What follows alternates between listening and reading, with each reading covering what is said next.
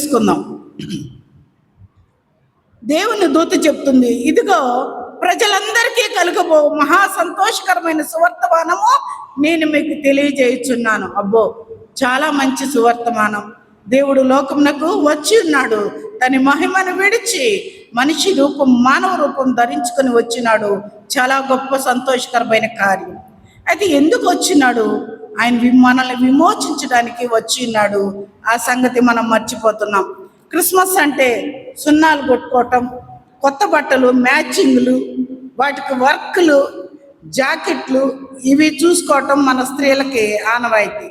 తర్వాత ఏం పిండొంటలకి ఎక్కడ ఆర్డర్ ఇస్తే బాగుంటుందా, ఒకప్పుడు రుబ్బి దంచి చేసేవాళ్ళం. దేవుని కృపను బట్టి ఆ రోజులు పోయినాయి. బైబిల్ ఎక్కువ చదువుకునే సమయం దేవుడిచ్చాడు. అప్పట్లాగా పిండొంటలకి ఎక్కువ సమయం ఖర్చు చేయలేకపోతున్నాం. దేవుని నామానికి మహిమ కదండి. చాలాసేపు బైబిల్ చదువుకుంటున్నాం, పిండొంటల మీద కాన్సన్ట్రేషనే లేదు. మ్యాచింగ్ జాకెట్లు అంటే ఏదో ఆడవాళ్ళం కాబట్టి కొంచెం వాటికి వర్క్లు, పోగులు అవి తగిలించుకొని హ్యాపీగా క్రిస్మస్ చేసుకుంటున్నాం. క్రిస్మస్ అంటే అర్థమైందంటే బహుమానం. ఏంటా బహుమానం? మన ఇల్లు అలంకరించుకోవటం, ఒంటికి, కంటికి, పంటికి పండగ, అది క్రిస్మస్. అవునా? అది పాత రోజులండి. దేవుడు రాకడ సమీపిస్తుంది. క్రిస్మస్లోని మర్మాలు మనం తెలుసుకొని బ్రతకాలి. ఈ క్రిస్మస్లు చేసి చేసి మా పోటీ వాళ్ళం అలిసిపోయాం, విసుగెత్తిపోయింది. పండగ అంటే ఆసక్తి లేదు. పిల్లల కోసం ఏదో చేస్తున్నామంటే చేస్తున్నాం, పిండి వంటలు కానీ పేదవాళ్ళకి, లేని వాళ్ళకి, చేసుకోలేని వాళ్ళకి పంపించడానికే పిండి వంటల పండగ నా వరకు నేను ఆచరిస్తున్నాను. పిండి వంటల పండగ దాకా ఇంకా మేము రాలేదండి. దేవుని కృపను బట్టి వచ్చినప్పుడు ఆ పండగలో నేను కూడా పాలి భాగస్తురాలు అయి ఉంటాను. పంటి పండగ ఇంకా రాలేదు. ఇంటి పండగ అయిపోయి ఉండొచ్చు. ఒంటి పండగ ఆల్రెడీ రన్నింగ్లో ఉంది, ప్రాసెస్లో ఉంది కదండి. మంచిది, చాలా సంతోషం. మనం ఇవన్నీ జరుపుకుంటా ఉంటే కారణం ఆ దేవుని యొక్క కృప మన మీద ఉంది. ఆ దేవునికి ఈ పండగలో దీని మర్మాలు మనం గ్రహించాలని మనల్ని ఆయన సజీవ లెక్కలో ఉంచి ఉన్నాడు. క్రిస్మస్ అనేది అంటే క్రీస్తు జన్మము అనేది, దేవుడి భూలోకమునకు రావటం అనేది ఒక మెరికల్. అవునా కదా? ఒక అద్భుతం అండి, ఒక మిస్టరీ, ఒక మర్మం, ఒక మిషనరీ, ఒక మినిస్ట్రీ. ఇవి దేవుని యొక్క ప్రణాళిక. ఆయన భూలోకానికి రావటానికి ఒక మెరికల్ అన్నాను. ఏంటో మెరికల్? కన్యక గర్భవతి అయి కుమారుని కనును. యెషయా గ్రంథం 7వ అధ్యాయం 14వ వచనం అందరికీ తెలిసిన వచనాలే. కానీ ఇది ఎంతో మంది ప్రవక్తలు ప్రవచించారు. ఆ ప్రవక్తల ప్రవచనాలు నెరవేర్చిన దినం అనేది మనం గుర్తుపెట్టుకోవాలి. రెండవది, మెస్సయ్య కోసం నిరీక్షిస్తున్న వారి నిరీక్షణ ఫలించిన రోజు అని మనం గుర్తుపెట్టుకోవాలి కదండి. నిరీక్షణ ఫలించింది, ప్రవక్తల ప్రవచనాలు ఫలించాయి, భూమి మీద అవి ప్రసరించాయి. అది క్రీస్తు పుట్టుక యొక్క మెరికల్. ఏంటా మెరికల్? ఆ మామూలుగా కన్యక గర్భవతి అవుతుంది. దూత దగ్గర మరి చెప్పబడిన మాట, ఏ దూత చెప్పిందంటే గాబ్రియల్ దూత. ఫస్ట్ ఎవరికి తెలిపిందండి?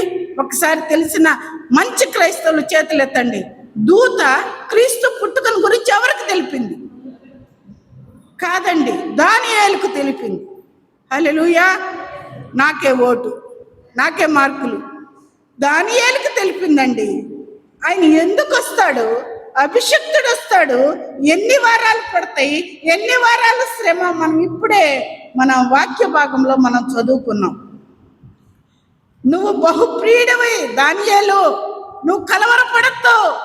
జరిగిన ఇన్ఫర్మేషన్, జరిగిన సంఘటన నీకు తెలియజేయటకు దేవుడు నన్ను పంపి ఉన్నాడు అని లేపి 23, 22 దానియేలు గ్రంథం 9వ అధ్యాయం 23వ వచనంలో గాబ్రియలు దూత మరి వచ్చి దానియేలుకు తెలియజేస్తుంది. 70 అభిషక్తుడు వచ్చే వరకు.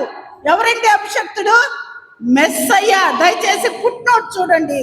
దానియేలు గ్రంథం 9వ అధ్యాయంలో అభిషక్తుడు అన్న దగ్గర చిన్న గీత ఉంటుంది, అక్కడ ఫుట్నోట్ల కింద మెస్సయ్య అని ఉంది. మెస్సయ్య వచ్చే వరకు 70 వారములు పడుతుందని మరి దానియేలుకి దేవుని దూత తెలియజేసింది. దేవుని దూత ద్వారా తెలుపబడిన వ్యక్తి దానియేలు. మొట్టమొదటి తెలుపబడిన వ్యక్తి దానియేలు. రెండవదిగా గొల్లలు. ఆ రాత్రి వేళ ఆ దేశంలో కొందరు గోవుల కాపర్లు రాత్రి వేళ తమ మందను కాచుకొని చుండగా ప్రభుదూత వారి యొద్దకు వచ్చి ప్రభు మహిమ వారి చుట్టూ ప్రకాశించినందున వారు మిక్కిలి భయపడ్రి. అయితే ఆ దూత భయపడుకురి, ఇదిగో ప్రజలందరికీ కలుగబో మహా సంతోషకరమైన సువర్తమానం నేను మీకు తెలియజేయుచున్నాను. నేడు దావీదు పట్టణమందు మీ కొరకు రక్షకుడు పుట్టి ఉన్నాడు, ఆయన ప్రభు అయిన క్రీస్తు అని చెప్పి తెలియజేసి, దానికి ఇదే మీ కానవాలు ఒక శిశువు పత్తి గుడ్డలతో చుట్టబడి పశువుల పాకలో పొరండి ఇండుట మీరు చూచెదరు. హల్లెలూయా. అబ్బా అబ్బా, ఎంత గొప్ప వాక్యం అండి. ఆయనకిష్టులైన మనుషులకు సమాధానం కలుగును గాకని స్తుతించుచు పరలోకమునకు వెళ్ళిపోయారు. మరి ఆ పరలోకపు దూతతో కూడా ఉన్న దూతల సైన్య సమూహం. హల్లెలూయా. మరి దానియేలు తర్వాత దేవునికి ప్రీతికరంగా ఉన్న వ్యక్తులు ఎవరయ్యా అంటే, రాత్రి వేళ పొలములో ఉండి తమ మందను కాచుకొనుచున్న గొర్రెల కాపరులు. ఎవరండి? గొర్రెల కాపరులు. మరి దానియేలుకు తెలిపిన దర్శనమే, దానియేలుకు తెలిపినటువంటి దూతే ఇక్కడ గొర్రెలకు కూడా తెలియజేస్తుంది, గొర్రెల కాపర్లకు కూడా తెలియజేస్తుంది. వారు కేవలం గొర్రెలనే కాచుకుంటున్నారు, కానీ వాళ్ళ హృదయాల్లో దేవుని గురించిన నిరీక్షణ భద్రం చేసుకుని ఉన్నారు. మెస్సయ్య గురించిన నిరీక్షణ ప్రవచనాలు భద్రం చేసుకుని ఉన్నారు, నిరీక్షిస్తున్నారు. కాబట్టి వారికి దూత చేత తెలుపబడింది. వాళ్ళని అజ్ఞానులు అనుకోవడానికి మనకు అర్హత లేదు. వాళ్ళు ఎంత గొప్పవారో, ఎంత తగ్గించుకున్నారో, ఎంత విశ్వసించారో, ఎంత నమ్మారో కదా. అందుకే దూత ద్వారా రెండవసారి ప్రకటించబడింది. మరి అలాగే ఈ అద్భుత సందేశాన్ని మొట్టమొదట మరి యేసు ప్రభు పుట్టుకను గురించి దానియేలుకి, రెండవదిగా దూతకి, గొర్రెల కాపర్లకు తెలియజేయబడింది. మరియమ్మ కూడా తెలియజేస్తున్నారు. మరియమ్మ ఏం చేసింది? ఏదో పని చేసుకుంటానో ప్రార్థన చేసుకుంటానా మరి యెషయా గ్రంథం చదువుకుంటానా ఉంది. ఆ టైంలో దూత లోపలికి వచ్చి ఏమని చెప్తుంది? దయాప్రాప్తురాలా నీకు శుభము. ఏమని చెప్తుంది? దయాప్రాప్తురాలా నీకు శుభం.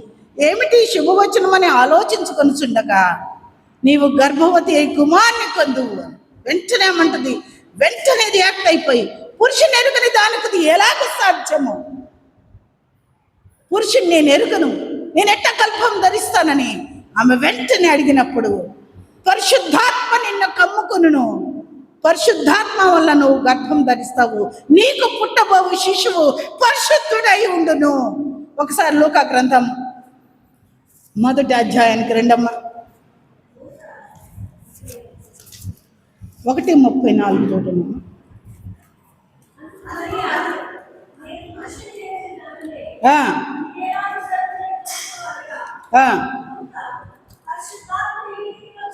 హల్లెలూయా. ఏమొస్తుందంటండి? పరిశుద్ధాత్మ నీ మీదకి వస్తుంది. Power. It is a God's power. పరిశుద్ధాత్మ అది నీ మీదకి వస్తుంది. కనుక ఏమవుతుందమ్మా? సర్వోన్నతుడి యొక్క శక్తి నిన్ను కమ్ముకుంటుంది. ఆ సర్వోన్నతుడికి క్రియేషన్ చేయటానికి, అలా గర్భంలోకి రావటానికి సర్వోన్నతుని యొక్క శక్తి అక్కడ మరి ఆమెను కమ్ముకుంటుంది. కాబట్టి ఆమె గర్భం ధరిస్తుంది. అది ఒక మిరకల్. ఆ తర్వాత చదవండి. పరిశుద్ధుడై దేవుని కుమారుడు అనబడును. కాబట్టి హల్లెలూయా. ఈ మిరకల్ ఏంటయ్యా అంటే, కన్యక గర్భవతి అయి కుమారుని కంటం ఎలా సాధ్యం? వెంటనే రియాక్ట్ అవుతుంది. ఇది ఎలా సాధ్యం? పురుషుని ఎరుగని దానికి ఇదిగో సర్వోన్నతుని శక్తి నిన్ను కమ్ముకుంటుంది. నీకు పుట్టబోవు శిశువు పరిశుద్ధుడై దేవుని కుమారుడు అనబడును. అదండి మిరకల్. అది అద్భుతం. అవునా కదా? సరే, ఈ క్రిస్మస్లో మిస్టరీ దాగుందండి. మిస్టరీ ఏంటా మిస్టరీ? అసలు ఎందుకు యేసు ప్రభువు యెహోవా తండ్రి తన కుమారుణ్ణి మరియమ్మ గర్భంలోకి ఉంచాడు? ఆదికాండం 3వ అధ్యాయం 15వ వచనంలోకి రండి. ఆదికాండం 3వ అధ్యాయం 15వ వచనంలోకి రావటం అదొక మర్మాన్ని బయలుపరుస్తుంది.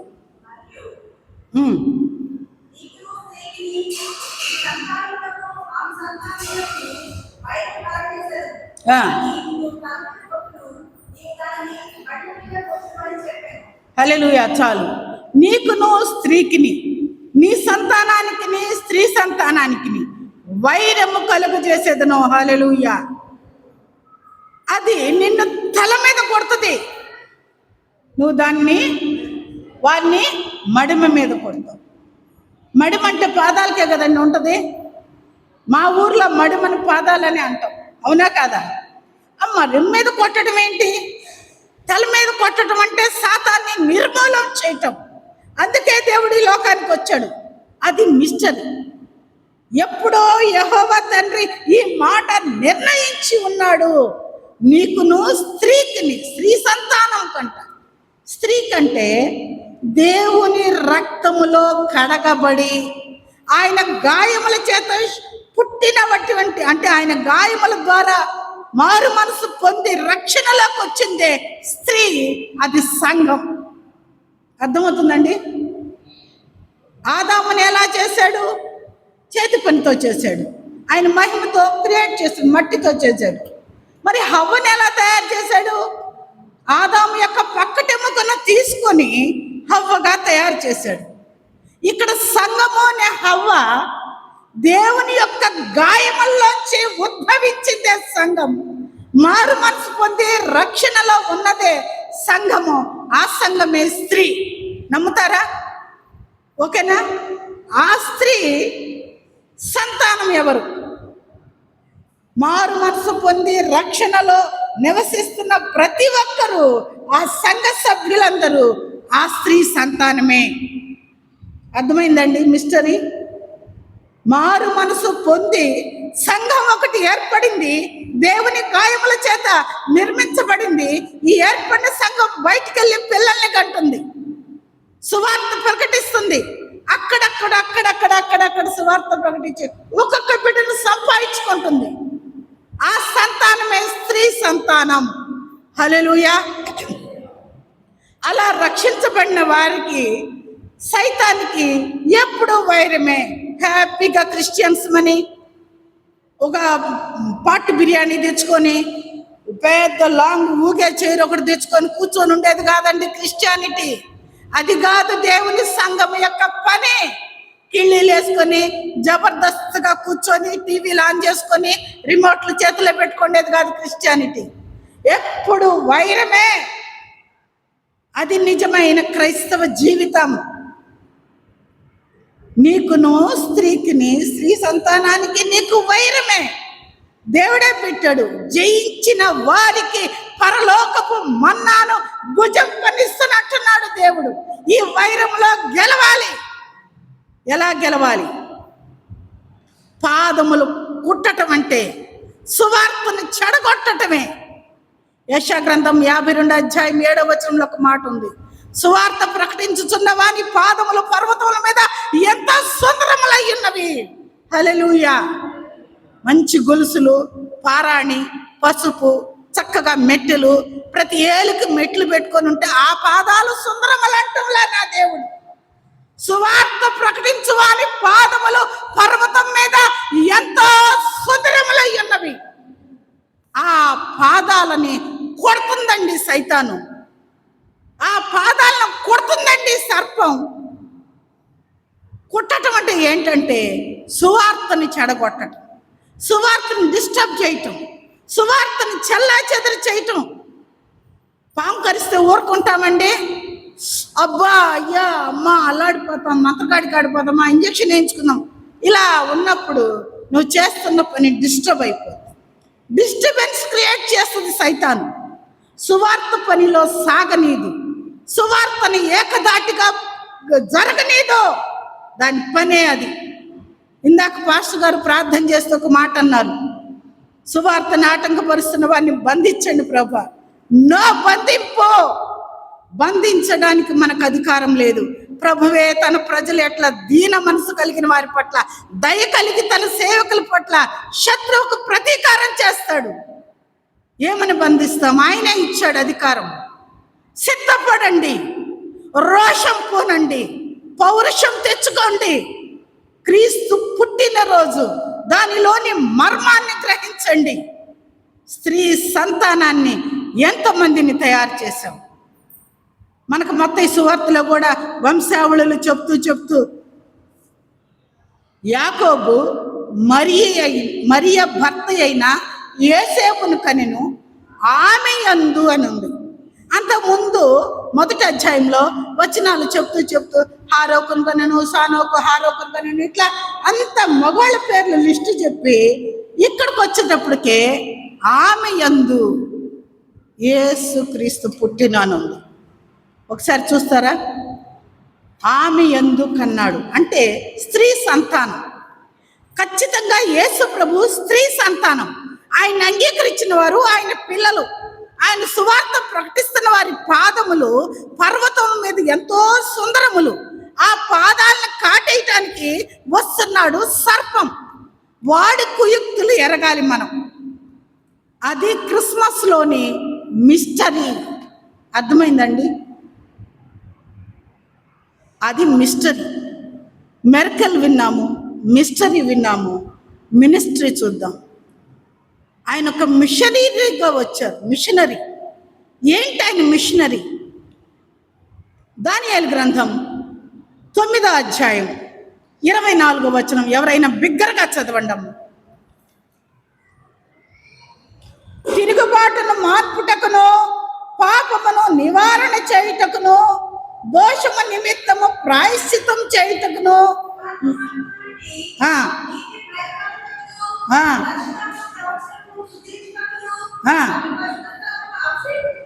హల్లెలూయా,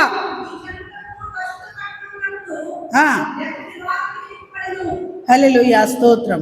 చూడండి, ప్రవచనాలని దర్శనాలని దేవుడు ఏం చేశాడు? ముద్రించి పెట్టాడు.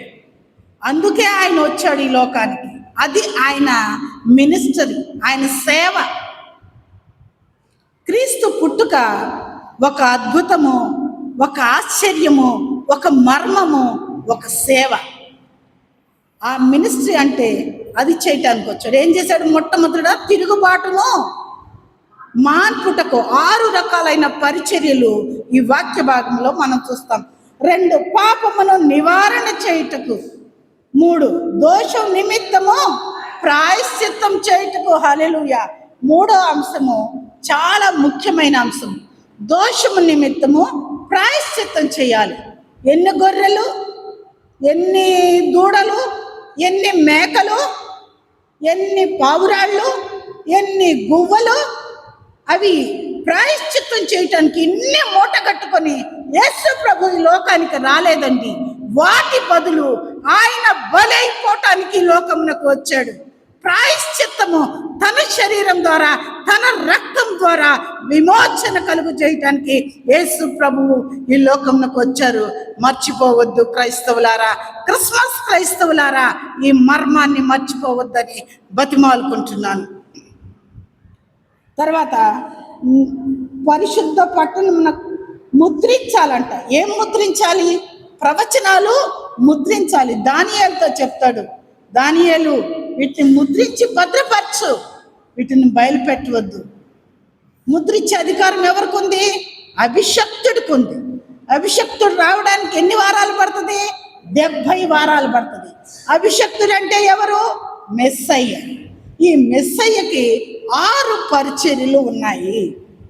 6 పరిచర్యలు ఆయన సంపూర్ణ చేయటానికి తండ్రికి విధేయుడై కుమారునిగా ఈ లోకమునకు ఆయన వచ్చి ఉన్నాడు. అది మిస్టరీ. అదేనండి ఆయన మిస్టరీ, ఆయన మినిస్ట్రీ. అదే ఆయన వచ్చిందే అందుకు. తిరుగుబాటు జనాన్ని మాన్పించాలా, లోపడం ప్రజల్ని తిప్పించాలా, విమోచన అందించాలా. ఎలా అందించాలా? తన రక్తం ద్వారా విమోచన అందించాలా. తర్వాత నీతిని బయలుపరచుటకు యుగాంతం వరకు ఉండునట్టి నీతిని బయలుపరచుటకు, దర్శనమును ప్రవచనమును ముద్రించుటకును, అతి పరిశుద్ధ స్థలమును అభిషేకించుటకు. ఎలా అభిషేకిస్తాడండి అతి పరిశుద్ధ స్థలంలోకి వెళ్ళడానికి? మరి యాజకులకు కూడా ఎప్పుడో ఒకమారు అనుమతి ఉండేది. ఈ యాజకుడైతే, ఈ పరిశుద్ధుడైతే తన రక్తం ద్వారా అతి పరిశుద్ధ స్థలములో ప్రవేశించి తండ్రి కుడిపార్శ్వమున మరణపు ముళ్ళును విరిచి, మరణాన్ని సైతం లెక్క చేయక, మరణపు యాతనలు యోచించక, ఆయనకి తెలుసు ఎలా మరణం అందుతాడో. అందుకే గెత్సేమనే తోటలో అంటాడు, తండ్రి నీ చిత్తమైతే ఈ గిన్నె నా యొద్ద నుంచి తొలగించు. భరించలేకపోతున్నాడు. భయానికి చెమట రక్తపు బిందువుల వలె నేల మీద పడింది. అంత భయపడుతున్నాడు మానవుడుగా పుట్టిన యేసయ్య. అయితే మరణపు ముళ్ళుని విరిచి, మరణపు భయమును తొలగించి తండ్రి కుడిపార్శ్వమున కూర్చున్నాడు పునరుద్ధానము వలన. ఈ పునరుద్ధాన మహిమ ప్రభావములు మనకు ఆవరింప చేశాడు. ఎవరైతే ఆయనలో విశ్వాసం ఉంచుతారో, ఆయనలో కొనసాగుతారో వారికి కూడా శ్రమల తర్వాత పునరుద్ధాన మహిమ బలము మనకు అనుగ్రహించి తన పరలోక రాజ్యములో నిత్యం ఉండేటట్టు చేస్తాడు ఆ నిత్యుడైన తండ్రి. ఈయనకు 5 పేర్లు ఉన్నాయి. ఎవరు చెప్తారండి? ఆశ్చర్యకరుడు, ఆలోచనకర్త, బలవంతుడైన దేవుడు, నిత్యుడకు తండ్రి, సమాధానకర్త అయిన అధిపతి అని ఆయనకి పేరు పెట్టబడును. హల్లెలూయా. ఇప్పుడు 2 పరిచర్యలు మనం చూసి ఉన్నాము. 3వ పరిచర్య నేను మీకు చెప్తాను. ఆయన సమాధానకర్తగా వచ్చి ఉన్నాడు. ఎలా వచ్చినాడు? ఈ లోకములకు సమాధానకర్తగా వచ్చి ఉన్నాడు. ఎఫెసీయులకు రాసిన పత్రిక త్వరగా తీయండి అమ్మా. 2వ అధ్యాయం 14, 15, 16 వచనాలు గబగబా చదవండి.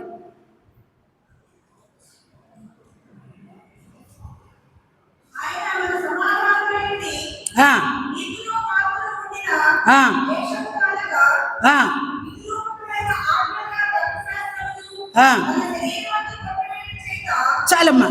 తన శరీరమందు కొట్టివేయటి చేత ఏంటంటే విధి రూపకమైన ఆజ్ఞలతో కూడిన ధర్మశాస్త్ర నిబంధనను కొట్టివేశాడు. తర్వాతమ్మా కొట్టివేయటి చేత మధ్య గోడను పడగొట్టాడు. మన ఉభయులను ఏకం చేసిన ఎవరిని? తండ్రిని, మనల్ని. ధర్మశాస్త్రం ద్వారా తండ్రికి దూరం అయిపోతున్నాం. అన్ని గొర్రెలు మేకలు అర్పించలేకపోయాం, లేదా సమాధాన పడలేకపోయాం. కానీ ఆ ధర్మశాస్త్రాన్ని తన శరీరమందు కొట్టివేసి మన ఉభయులను ఏకం చేసి, తర్వాతమ్మా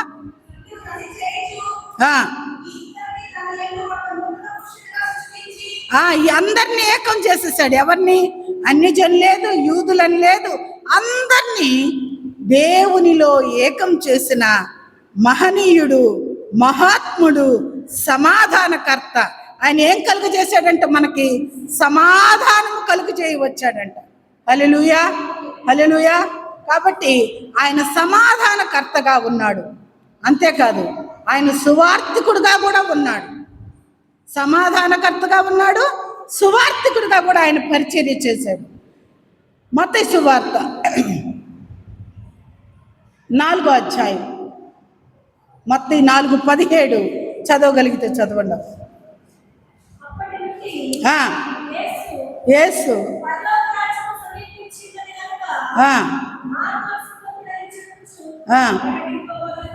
హల్లెలూయా, హల్లెలూయా. క్రీస్తు బిడ్డవా, క్రీస్తు సేవకుడువా, క్రీస్తు పరిచారకుడువా, సమర్పించుకున్నావా, యాజకుడువా, ఏం సువార్త ప్రకటించాలి? నీ తండ్రి యేసయ్య నీకంటే ముందు మాదిరికరమైన జీవితం చూపించి వెళ్ళాడు. ఏది నీ సువార్త? మారు మనసు పొందండి. సువార్త పరిచార చేయుటకు వచ్చాడు, సువార్త పరిచర్య చేశాడు. అభిషక్తుడిగా 6 పరిచర్యలు చేశాడు. సమాధానకర్తగా తన దేహాన్ని మన కోసం అర్పించాడు. విమోచకుడుగా ఉన్నాడు. ఇంకొక మాట చెప్పి దేవుని చిత్తమైతే త్వరగా ముగిద్దాం. ఆయన చచ్చిన మనల్ని బ్రతికించాడండి. చచ్చిపోయాం. ఎఫెసీయులకు రాసిన పత్రిక 2వ అధ్యాయం 1వ వచనం చదవండి. ఆ, ఆ. హల్లెలూయా. ఆయన ఎవరితో కూడా బ్రతికిచ్చాడమ్మా? క్రీస్తుతో కూడా బ్రతికిచ్చాడు. చూడండి ఎంత పరిచర్య చేశాడో ఆయన.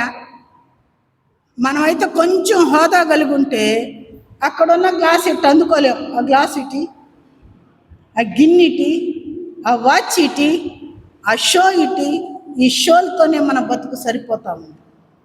ఆయన పరిచర్య చెయ్యటానికే వచ్చాడు కానీ చేయించుకోవడానికి రాలేదు.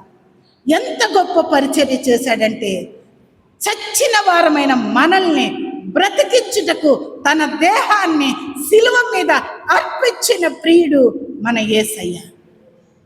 అందుకే ఆయన ఈ లోకమునకు వచ్చాడు. అలాంటి తగ్గింపు మనకుందా? క్రిస్మస్ అంటే తగ్గింపు. మహిమను విడిచి మానవ రూపంలోకి రావటమే తగ్గింపు. క్రిస్మస్ అంటే గివింగ్, ఇవ్వటం. చీకటిలోను మరణాంధకారంలోను కూర్చున్న వారికి వెలుగిచ్చుటకు ఆయన వచ్చాడు. ఏది నీ వెలుగు? ఎక్కడ ప్రకాశిస్తున్నావు?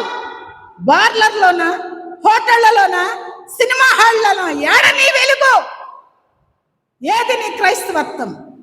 ముందుగా బుక్ చేసుకోండి టికెట్లు. బ్రదర్స్, మీ వైఫ్ ఏడ్పిస్తుందేమో, విసిగిస్తుందేమో. సినిమా హాల్ ఉంది, ప్రశాంతంగా ఏసీలో 3 గంటలు గడపచ్చు. బుక్ చేసుకుంటున్నారు ముందుగానే.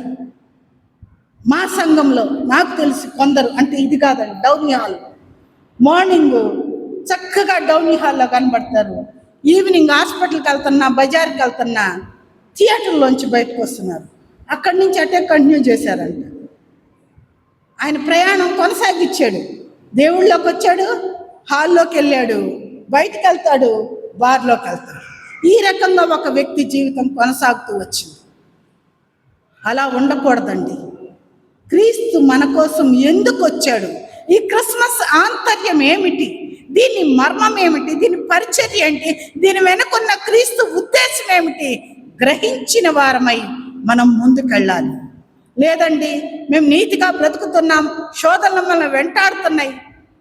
ఆయన పేరే రక్షకుడు. యేసు అని పేరు పెట్టబడును అని మరియమ్మని విడనాడాలని యేసేపు అనుకున్నప్పుడు దూత స్వప్నంలో ఉండి ఆమె గర్భం ధరించింది పరిశుద్ధాత్మ వలన అని చెప్పి ఆయనకి యేసు అని పేరు పెట్టబడును.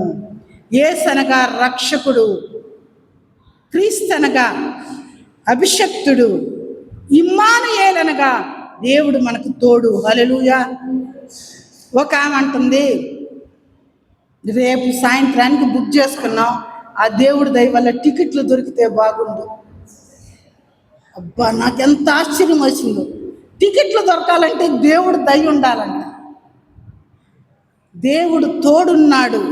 సమయంలో, సమస్యల్లో, కష్టాల్లో, కన్నీళ్లలో, చీకటిలో, మరణాంధకారంలో దేవుడు నీకు తోడై ఉన్నాడు.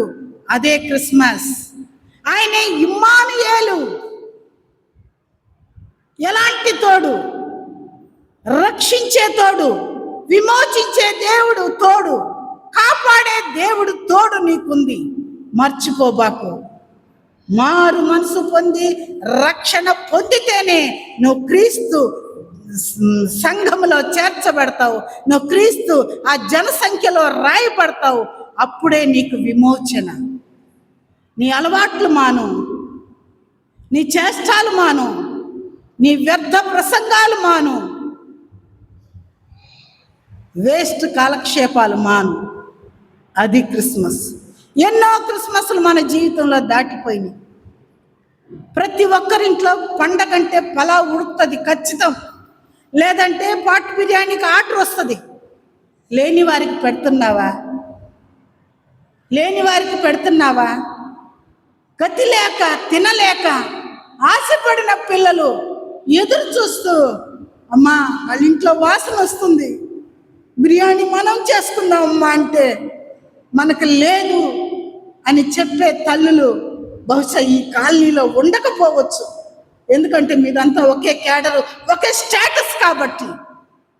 వీధుల్లో ఇళ్ల మధ్యన ఇలాంటి కుటుంబాలు ఉన్నాయి. లేదా కుటుంబాల్లో కీడు జరిగి పండగ మనం చేసుకోకూడదని ముది పెద్దలు అదన ప్రసంగులు పెట్టిన ఆర్డర్ లేదా ఆచారం వలన పండగ చేసుకోకుండా ఒక వ్యక్తిని కోల్పోయిన కుటుంబాల్లో పండగలు జరగవు. ఇది లోకాచారం. ఆ వ్యక్తులకి ఏమన్నా పంపిస్తున్నావా? ఆ వ్యక్తులు ఏమన్నా ఆదరిస్తున్నావా? ఆ వ్యక్తులు ఏమన్నా బలపరుస్తున్నావా? ఆ వ్యక్తులు ఏమన్నా ధైర్యపరుస్తున్నావా? దేవుడు తోడమ్మా, ఆయన ఇమ్మానుయేలుగా వచ్చాడమ్మా, ఆయన తోడుంటే అంతా సఫలమమ్మా అని చెప్పగలుగుతున్నావా? నువ్వు నిజంగా చెప్పగలిగి చెయ్యగలిగితే అది క్రిస్మస్. యాకోబు పత్రికలు అంటాడు, క్రియలు లేని విశ్వాసం మృతం.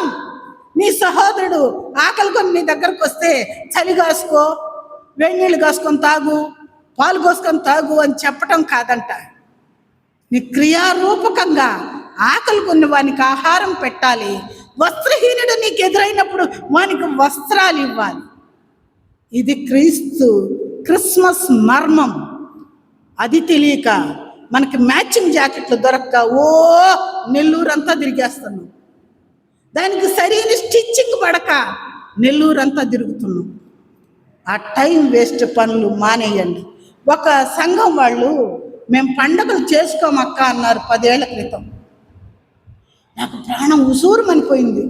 ఏంది పండుగలు చేసుకోరా మీరు, ఎందుకన్నా అన్న అంటే, కాదక్క క్రీస్తు పుట్టాడు అయిపోయింది, మేము ఎలా చేసుకుంటామంటే పలహారాలన్నీ ఉండి ఒక అనాథాశ్రమానికి తీసుకెళ్తాను అక్క, నేను కారులో పెట్టుకొని, నేను నా బిడ్డలు వాళ్ళతో కూర్చొని వాళ్ళకి వస్త్రాలన్నీ కొత్త వస్త్రాలు కొనిచ్చి వాళ్ళు వేసుకున్న దాకా ఉండి సంతోషించి సాయంత్రానికి ఇంటికి వస్తామక్క, అక్కడే కేక్ కట్ చేస్తామక్క అని చెప్పాను. నాకు ఎంత సంతోషమైందంటే, ఏయ్యా మీ డినామినేషన్ ఇది సిద్ధాంతమా అని అడిగాను. కాదక్క మేము పెట్టుకున్న సిద్ధాంతం, మా కుటుంబం 10 సంవత్సరాల నుంచి ఇదే తీర్మానం మీద ఇలాగే కొనసాగుతున్నామని. నిజంగా క్రిస్మస్ అంటే మీదయ్యా అన్నాను. థ్యాంక్స్ అక్క అన్నాను. అలా మనం ఎవరి మధ్య క్రిస్మస్ చేసుకుంటున్నాం? ఉన్నవాడు ఉన్నవాడికే పెడతాడు, లేనివాడు ఉన్నవాడికే పెడతాడు. మరి లేనివాడికి పెట్టేది ఎవరు? ఇదేదో కమ్యూనిస్టు సిద్ధాంతం అనుకోబాకండి, ఇది క్రీస్తు సిద్ధాంతం. ఆకలి కొన్న వారికి ఆహారం పెట్టటం, దిక్కులేని బీదలు నీకు కనపడినప్పుడు నీ ఇంట చేర్చుకోవటం, అదే నిజమైన ఉపవాసం అని యెషయా గ్రంథం 58వ అధ్యాయంలో ఉపవాస దీక్ష లక్షణాలు చెప్పబడి ఉన్నాయి. మనం ఉపవాసం ఉండనక్కర్లే.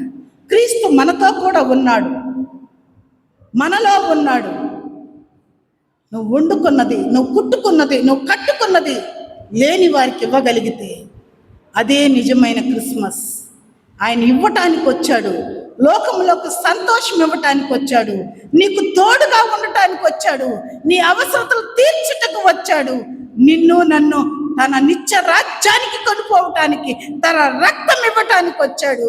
అదే క్రిస్మస్ మర్మం. దయతో ఈ వాక్య భాగాలు జ్ఞాపకం ఉంచుకోండి. అలాంటి మంచి క్రిస్మస్లు జరుపుకునే క్రైస్తవులుగా ముందుకు సాగిపోదాం.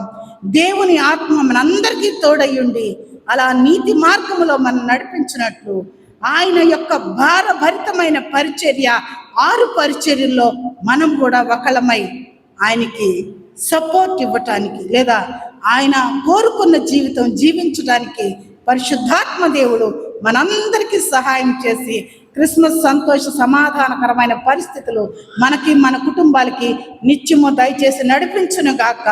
ఆమేన్, ఆమేన్, ఆమేన్.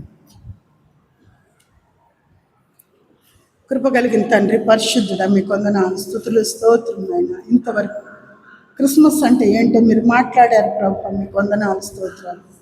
పెదవులతో ఆరాధించక మా క్రియలతో మిమ్మల్ని ఘనపరిచే బిడ్డలుగా మమ్మల్ని అందరినీ ఆయత్తపరచమని ఈ క్రిస్మస్ సందేశం ద్వారా నన్ను మమ్మల్ని సరిచేయమని, లేని వారికి పెట్టే స్థితి అయ్యా, రక్షణ లేని మా కోసం మీ ప్రాణం పెట్టారు, అది జ్ఞాపకం చేసుకుంటూ ప్రేమ కలిగి బ్రతికే బ్రతుకులు మా అందరికీ దయచేయమని, ప్రేమ లేనివాడు వ్యర్థుడని సెలవిచ్చావు.